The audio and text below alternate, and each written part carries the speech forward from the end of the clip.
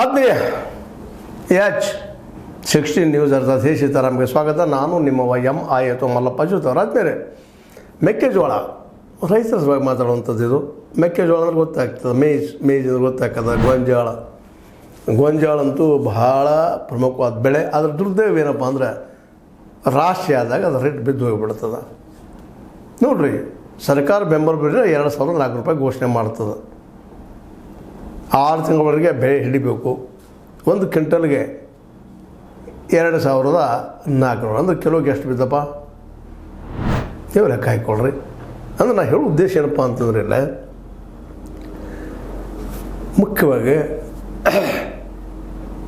ನಮ್ಮ rate, market rate 2,400 ಬಹಳ ಆಗಿಬಿಡ್ತು. 2,400 ರೂಪಾಯಿಗಳು. ಇವ್ರು ಹೇಳ್ತಾ ಇದ್ದಾರೆ ಖರ್ಚು ಇನ್ನೂ ಕಡಿಮೆ ಬರ್ತಂತ ಹೇಳ್ತಾ ಇದ್ದಾರೆ. ಇನ್ನು ನಮ್ಮ ಮೆಕ್ಕೆಜೋಳ ಬೆಳೆಯನ್ನು ಕೇಳಬೇಕು. ಅದು ಇದು ಎಲ್ಲಿ ತೊಗೊಳಿದ್ರೆ, ಇದು ಡಿಸ್ಟಿಲರಿ ಒಂದು ಇಂಡಸ್ಟ್ರಿ ಇದೆ ನಮ್ಮಲ್ಲಿ, ಸರಿ ತಯಾರು ಮಾಡುವಂಥದ್ದು. ಮತ್ತು ಇದಕ್ಕೂ ಅಥವಾ ಕೆಲವೊಂದಿಷ್ಟು ಏನಪ್ಪ ಅಂತಂದ್ರೆ ಮತ್ತಷ್ಟು ಗ್ಲೂಕೋಸ್ ಫ್ಯಾಕ್ಟ್ರಿಗಳು ಸಹಿತ ತೊಗೊಳ್ಳೋಂಥದ್ದು ಅದ. ಇದು ಗೋಂಜಾಳ ಅಥವಾ ಮೇಜ್.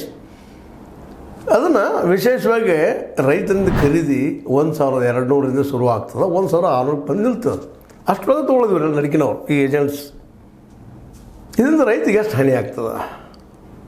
1 ಕ್ವಿಂಟಲ್ ಬೆಳಿಬೇಕಾದ್ರೆ ಎಷ್ಟು ಖರ್ಚು ಬರ್ತದೆ ಪಾಪ ರೈತಗೆ? ಭೂಮಿ ಬೇರೆ ಏನ, ಅದ್ರ ಜೊತೆಗೆ 4-5 ಜನ ದುಡಿಬೇಕು, ಅದನ್ನು ಅವ್ರ ಪೇಮೆಂಟ್ ಏನ? ನಾವು ಹೇಳ್ಬೋದು ಚೆನ್ನಾಗಿದೆ ರೀ, ಭಾಳ ಆರಾಮ ಬರ್ತದೆ, ಆರಾಮ್ ಲಾಭ ಅದ ರೀ. ನಾವು ಹೇಳ್ತೀವಿ, ವಾದ ಮಾಡ್ತೀವಿ. ಎಷ್ಟು ಖರ್ಚು ಬರ್ತದೆ ರೀ? 500-600 ರೂಪಾಯಿ ಖರ್ಚು ಬರ್ತದೆ. ಅಲ್ಲ ರೀ, ಇವತ್ತು ಒಂದು ಊಟಕ್ಕೆ, ಮಧ್ಯಾಹ್ನ ಊಟ